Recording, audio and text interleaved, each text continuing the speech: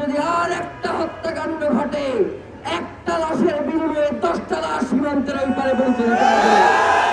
সীমান্ত সুরক্ষা দিতে না পারার কারণে আমার জনগণকে হত্যা করা হচ্ছে।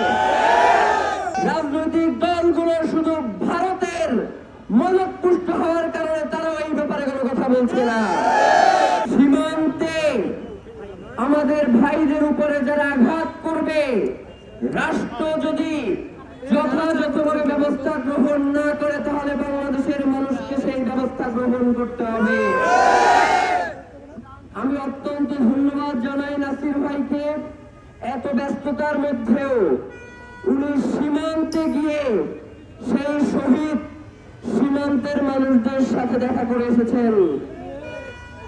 এই দায়িত্ব তো শুধুমাত্র নাসির ভাইয়ের একার নয়, এই দায়িত্ব ছিল বাংলাদেশের রাষ্ট্রপ্রধানের।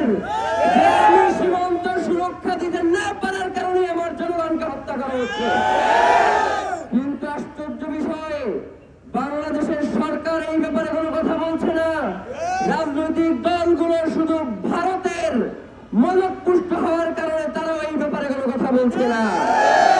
কিন্তু বাংলাদেশের অধিকাংশ জনগণ যারা এই সীমান্ত হত্যার বিরুদ্ধে, একটা আন্তর্জাতিক আইন রয়েছে যে সীমান্তে অনুপ্রবেশকারীকে গ্রেফতার করে যথাযথ বিচারের মুখোমুখি করতে হবে, কিন্তু বিএসএফ কোন আইনের তোয়াক্কা করছে না। তারা সীমান্তে আমাদের ভাইদেরকে নির্বিচারে গুলি করে হত্যা করছে। তারা ফেলানিকে হত্যা করে কাটাজারে ঝুলিয়ে রাখছে। তারা স্বর্ণদাসকে হত্যা করে খাটিয়ায় করে দেশে পাঠিয়ে দিচ্ছে।